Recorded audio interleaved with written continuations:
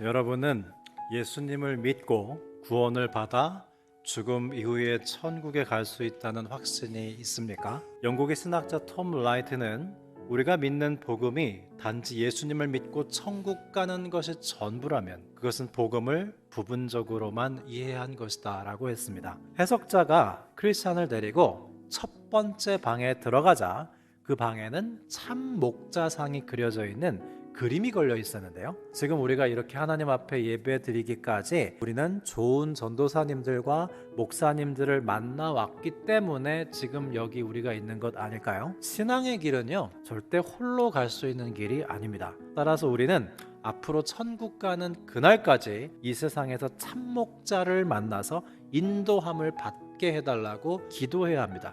그러면 참목자란 성경의 진리를 어떻게 가르치는 사람일까요? 해석자가 크리스찬을 데리고 이제 두 번째 방으로 들어가자 여기저기 먼지가 가득 쌓여있는 거실에 들어가게 됩니다. 이 먼지가 쌓인 거실은 성화되지 않은 영혼을 뜻합니다. 빗자루로 먼지를 쓸자 거실은 먼지로 가득해서요, 도저히 숨을 쉴 수 없는 지경이 돼버리고 맙니다. 율법이 우리 심령에 있는 죄를 쓸어대기 시작하면 먼지가 일어나서 내 안에 얼마나 많은 죄가 있는지를 비로소 알게 됩니다. 물을 뿌리자 비로소 방 안의 먼지는 잦아들고 방은 비로소 깨끗하게 청소가 됩니다. 뿌린 물은 복음을 의미하는데요, 복음만이 우리의 영혼의 죄를 깨끗하게 씻어낼 수 있고 우리를 성화시킬 수 있다는 의미입니다. 거짓 선지자들의 경우 율법으로 죄를 드러내고 회개를 촉구하는 과정이 없습니다. 곧장 복음으로 은혜를 선포하기 때문에 은혜가 은혜되지 못하게 합니다. 반면 참 목자는 율법을 먼저 가르친 다음에 은혜를 말합니다. 우리는 먼저 율법을 통해서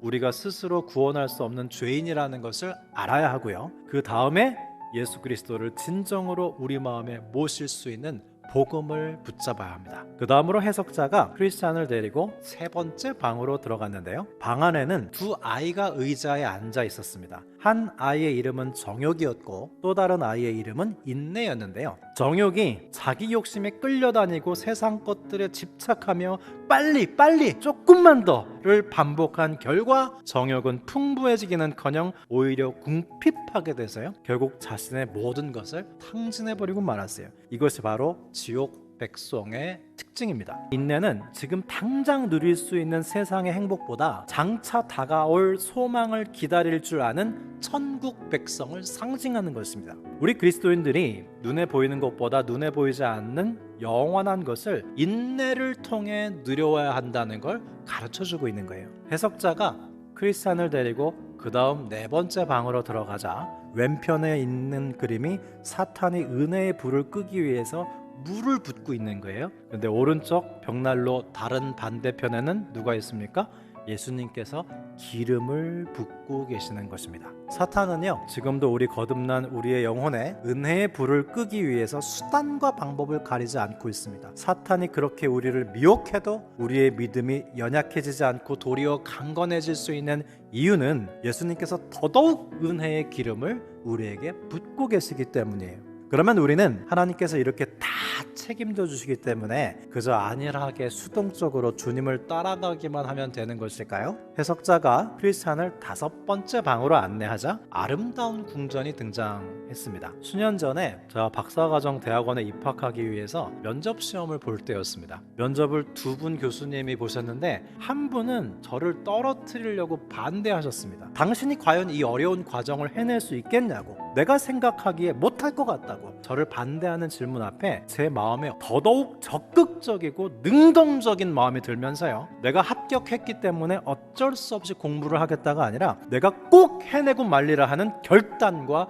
적극적인 약속을 하게 됐습니다. 여러분은 교회를 왜 다니십니까? 어쩔 수 없이 교회를 다니시는 겁니까? 모태신앙이어서 예수님을 믿습니까? 예배 빠지면 지옥 갈 것 같아서 믿습니까? 그리스도를 따르는 참 제자도는 맥없이 끌려가는 것이 아니라 용사가 갑옷을 입고 투구를 쓰고 칼을 휘두르며 적진을 뚫고 돌파하듯이 적극적으로 나서는 것입니다. 예수님의 참 제자는 죄와 싸우고 세상과 싸우며 또한 자신의 죄된 육신과 피 흘리기까지 싸우면서 적극적이고 능동적으로 예수님을 따르는 사람입니다. 그 다음 해석자는 크리스찬을 6번째 방으로 안내하는데요. 거기에는 웬 철창에 갇힌 사내가 있었습니다. 그는 한때 신앙생활을 착실히 했던 사람이었고 물론 예수님을 믿고 구원을 받아 천국 갈 거라는 확신도 있었죠. 그러나 그는 어느 순간 지속적으로 하나님의 은혜를 의지하지 않았고 말씀과 기도 생활을 등한히 했으며 성령을 근심시킨 결과 결국 예수님을 떠나고 말았어요. 마지막으로